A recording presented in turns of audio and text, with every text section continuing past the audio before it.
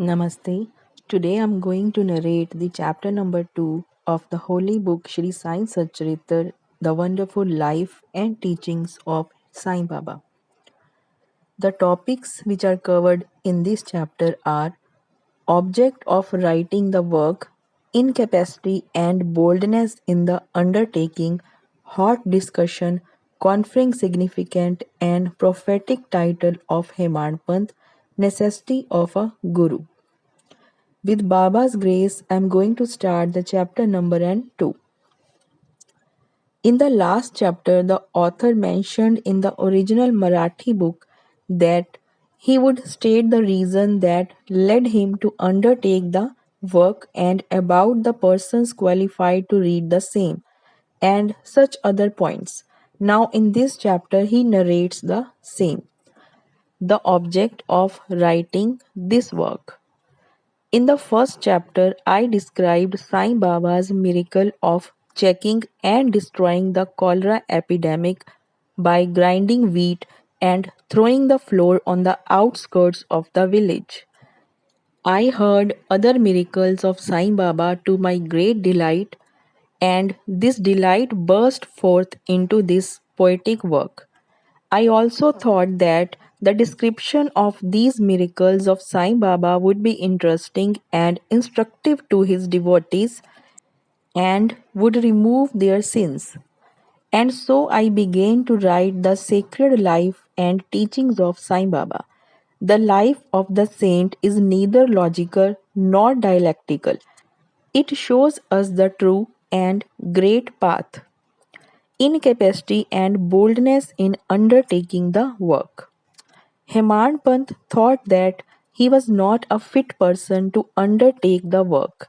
He said, I do not know the life of my intimate friend, nor do I know my own mind. Then, how can I write the life of a saint or describe the nature of incarnations, which even the Vedas were unable to do? One must be a saint himself before he could know other saints. Otherwise, how can I describe their glory? To write the life of a saint is most difficult. One may as well be able to measure the depth of seven seas or enclose the sky with cloth trappings. I knew this was the most venturous undertaking which might expose me to ridicule. I therefore invoked Sai Baba's grace. The premier poet, saint of Maharashtra, Shri Gyaneshwar Maharaj, has stated that the Lord loves those who write the lives of saints, and the saints also have their own peculiar method of assigning the service which the devotees long for. The saint inspires the work, the devotee becomes only an indirect cause or an instrument in achieving the end. For instance, in 1700 Shaka year, the poet Mahipati aspired to write the lives of saints. Saints inspired him and got the work done. So also in 1800 Shaka year, Das Ganu's service was accepted. The former wrote four works: Bhagat Vijay, Sant Vijay, Bhagat Leela Amrit and Sant Leela Amrit, while the latter wrote two: Bhagat Leela Amrit and Sant Katha Amrit, in which the lives of modern saints were described. In chapters 31, 32, 33 of Bhagat Leela Amrit and in the chapter 57 of Sant Katha Amrit, the life and teachings of Sai Baba are very well depicted. These have been separately published in Sai Leela magazine numbers 11 and 12, volume 17. The readers are advised to read these chapters. So also, Sai Baba's wonderful Leelas are described by Mrs. Savitri by Raghunath Tendulkar of Bandra in a small book named Shri Sai Nath Bhajan Mala. Das Ganu Maharaj also has composed various sweet poems on Sai Baba. A devotee named Amidas Bhavani Mehta has also published some stories of Sai Baba in Gujarati. Some numbers of Sai Nath Prabha, a magazine published by Dakshina Bhiksha Sansthan of Shirdi, are also published. Then the question of objection comes in. that while so many works regarding Sai Baba are extant, why should this Satcharitra be written and where is its necessity? The answer is plain and simple. The life of Sai Baba is as wide and deep as infinite ocean, and all can dive deep into the same and take out precious gems of knowledge and bhakti and distribute them among the aspiring people. The stories, parables, and teachings of Sai Baba are very wonderful. They will give peace and happiness to the people who are afflicted with sorrows and heavily loaded with miseries of this worldly existence, and also bestow knowledge and wisdom both in worldly and in spiritual domains. If these teachings of Sai Baba, which are as interesting and instructive as the Vedic lore, are listened to and meditated upon, the devotees will get what they long for, viz., union with Brahma, mastery in eightfold yoga, bliss of meditation, etc. So I thought that I should call these stories together. That would be my best upasana. This collection would be most delightful to those simple souls whose eyes were not blessed with Sai Baba's darshan. So I set about collecting Sai Baba's teachings and expressions, the outcome of his boundless self realization. It was Sai Baba who inspired me in this matter. In fact, I surrendered my ego at his feet and thought that my path was clear and that he would make me quite happy here and in the next world.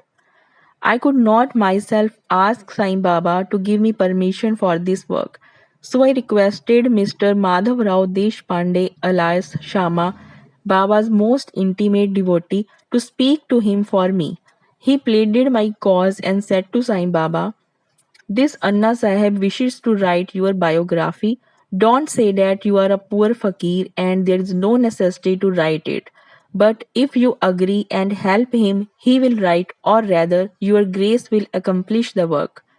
Without your consent and blessing, nothing can be done successfully. When Sai Baba heard this request, he was moved and blessed me by giving me his Udi, sacred ash, and placing his boon bestowing hand on my head, said, let him make a collection of stories and experiences, keep notes and memos, I will help him. He is only an outward instrument. I should write my autobiography myself and satisfy the wishes of my devotees. He should get rid of his ego, surrender it at my feet. He who acts like this in life, him I help the most. What of my life stories? I serve him in his house in all possible ways. When his ego is completely annihilated and there is no trace of it, I myself shall enter into him and shall myself write my own life. Hearing my stories and teachings will create faith in devotees' hearts and they will easily get self realization and bliss. Let there be no insistence on establishing one's own view, no attempt to refute others' opinions, no discussion of pros and cons of any subject. Significant and prophetic title. The word discussion put me in mind of my promise to explain the story of my getting the title of Hemad Panth, and now I begin to relate the same. I was on close friendly terms with Kaka Sahib Dikshit and Nana Sahib Chandorkar. They pressed me to go to Shirdi and have Baba's darshan, and I promised them to do so. But something in the meanwhile turned up which prevented me from going to Shirdi. The son of a friend of mine at Lonavala fell ill. My friend tried all possible means, physical and spiritual, but the fever would not abate. At length he got his guru to sit by the bedside of his son, but this too was of no avail. Hearing this, I thought, what was the utility of the guru if he could not save my friend's son? If the guru can't do anything for us, why should I go to Shady at all? Thinking this way, I postponed my Shady trip, but the inevitable must happen, and it happened in my case as follows. Mr. Nana Sahib Chandorkar, who was a divisional officer, was going on tour to Basai. From Thana, he came to Dadar and was waiting for a train bound for Basai. Meanwhile, a Bandra local turned up. He sat in it and came to Bandra and sent for me and took me to task for putting off my shady trip. Nana's argument for my Shirdi trip was convincing and delightful, and so I decided to start for Shirdi the same night. I packed up my luggage and started for Shirdi. I planned to go to Dadar and from there to catch the train for Manmad, and so I booked myself for Dadar and sat in the train. While the train was to start, a Mohammedan came hastily to my compartment and seeing all my paraphernalia asked me where I was bound to. I told him about my plan. He then suggested that I should go straight to Bori Bandar and not to wait at Dadar, as the Manmad mail did not stop at Dadar. If this little miracle or Leela had not happened, I would not have reached Shady the next day, as settled, and many doubts would have assailed me. But that was not to be. As fortune favored me, I reached Shady the next day before 9 or 10 a.m. Bhau Sahib or Kaka Sahib Dikshit was waiting for me there. This was in 1910 when there was only one place, viz. Satheswada, for lodging pilgrim devotees. After alighting from the Tonga, I was anxious to have darshan when the great devotee Tatya Sahib Nulkar returned from the masjid and said that Sai Baba was at the corner of the Wada and that I should first get the preliminary darshan and then after bath see him at leisure. Hearing this, I ran and prostrated before Baba, and my joy knew no bounds. I found more than what Nana Chandorkar had told me. All my senses were satisfied, and I forgot my thirst and hunger. The moment I touched Sai Baba's feet, I began a new lease of life. I felt myself much obliged to those who spurred and helped me to get the darshan, and I considered them as my real relatives, and I cannot repay their debt. I only remember them and prostrate mentally before them. The peculiarity of Sai Baba's darshan as I found it is that by his darshan our thoughts are changed, the force of previous actions is abated, and gradually non attachment or dispassion towards worldly objects grows up.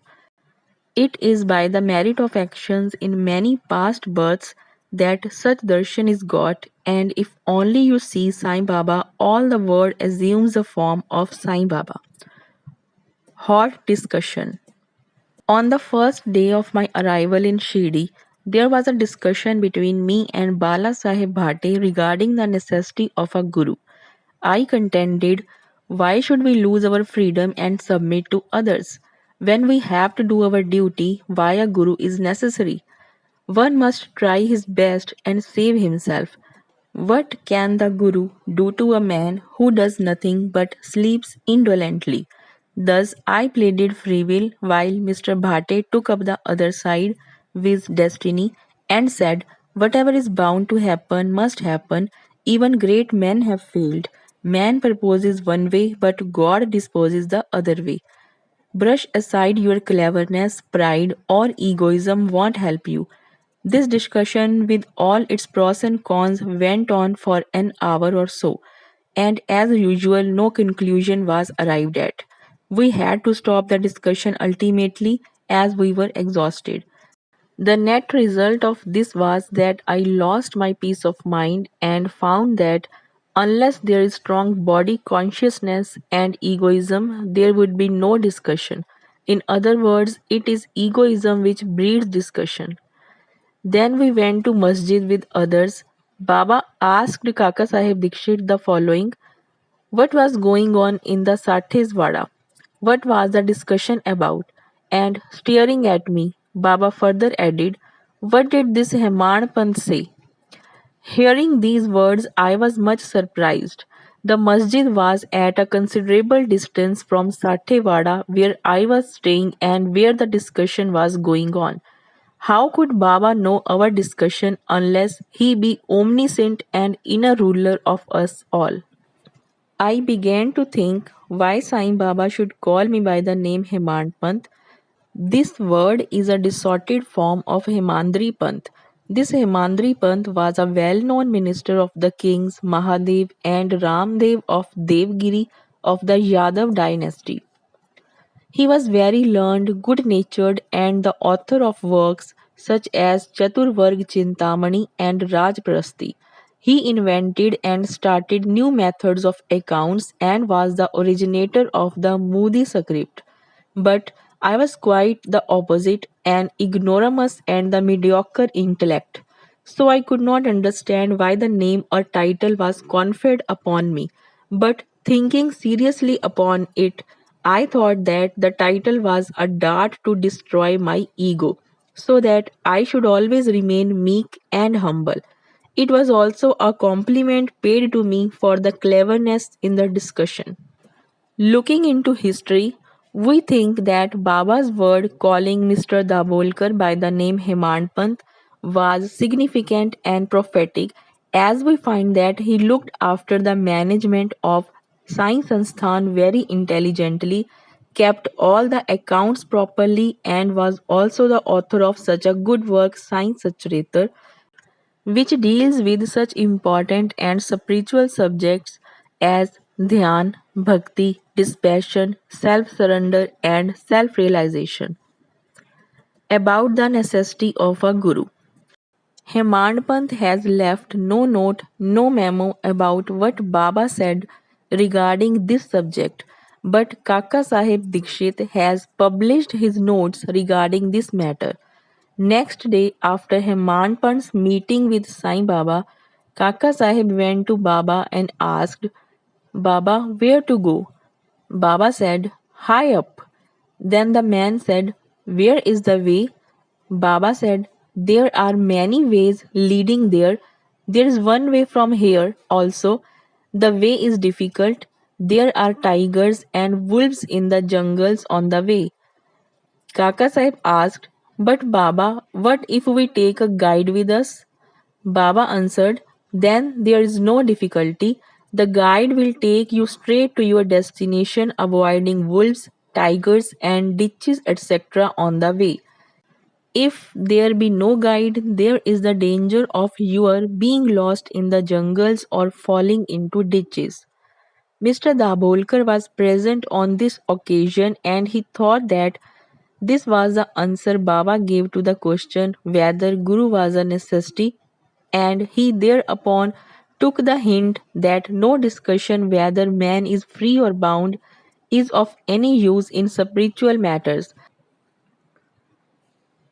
But on the contrary, real Paramarth is possible only as the result of the teachings of the Guru, as is illustrated in this chapter of the original work in the instances of great avatars like Ram and Krishna, who had to submit themselves to their gurus Vashisht and Sandeepani respectively for getting self-realization, and that the only virtues necessary for such progress are faith and patience. Chapter number 2 is completed. Bo to Shri Sai, peace to be all.